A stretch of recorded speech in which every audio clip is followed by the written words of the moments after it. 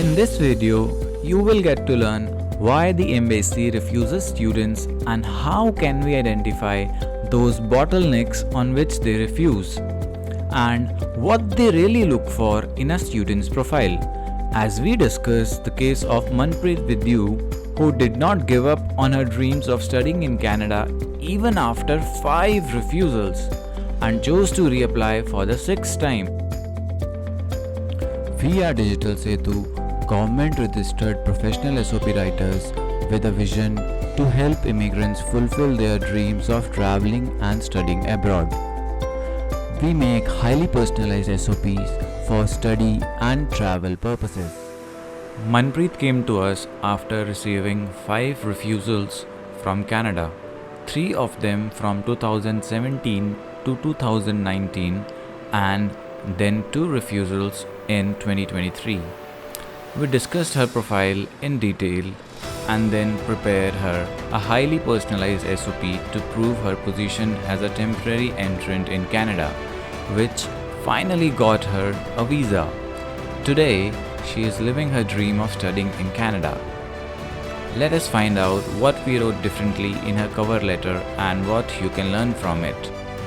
In her SOP, we clearly mentioned about her previous refusals that she has been refused 5 times and now she is applying again after doing Bachelor's of Education. Now, many times during consultation, many students often ask me that should we mention about previous refusals? The answer is a big yes, because if you are not mentioning, the visa officer assumes that you are merely changing the institution because you had received a refusal, and now to try your luck, you are changing institution without any other new or increased evidence of your position as a temporary student. This time she wanted to apply in leadership in community-based education program at Brock University, so we clearly mentioned why she is doing it.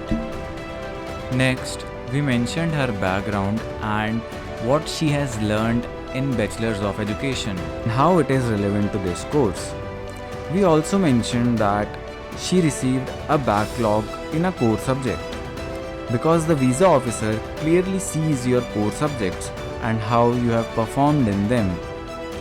Now, mentioning backlogs might seem a bit contradictory, but the problem is their AI software Chinook 3 Plus, which accurately presents data in front of visa officer including core subjects, and then you might get refused stating that you have not performed well in your homeland, then you may not be able to maintain your status as a bona fide student in Canada.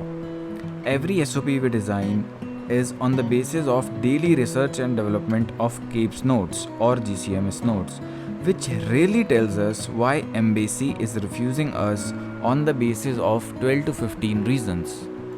By this way, we are able to produce high quality SOPs for students, including all the factors on which embassy might refuse them. Then we made a career development paragraph for her to show the visa officer that we have definite plans for our future and how this course fits into it. In the next paragraph, we mentioned what she would get to learn and how it is relevant, based on the research done on course curriculum from the course website. Now comes the most important part, which is the temporary stay. Here we have 2 aspects. Firstly, why you are leaving India to study in Canada, and then why you would return post completion of the course despite investing so much money in Canada.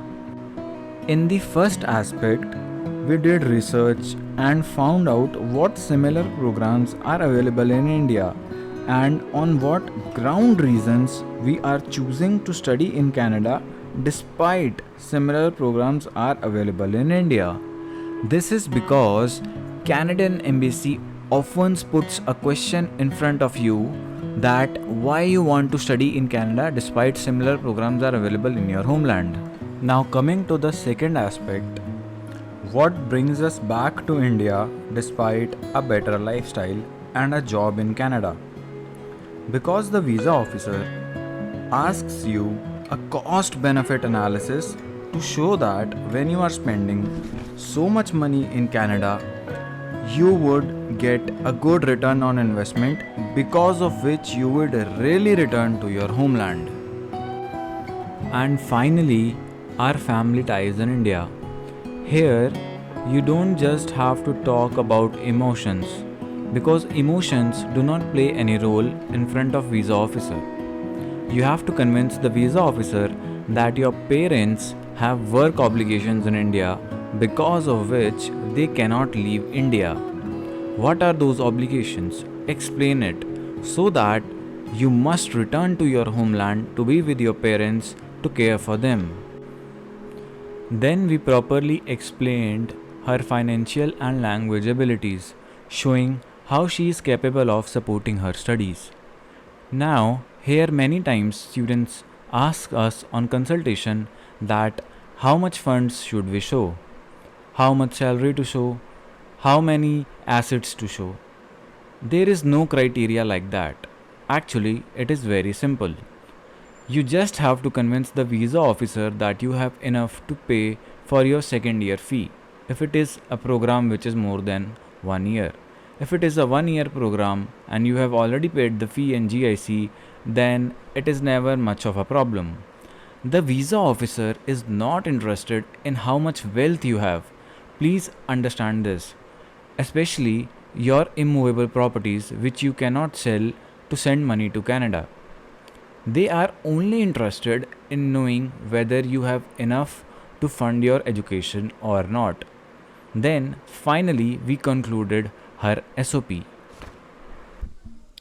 If you want any help related to SOP writing or profile discussion, then you can message us on the numbers mentioned below. If you want more of our educational content, please like and subscribe. It would help us reach more aspirants and fulfill their dreams of studying and traveling abroad.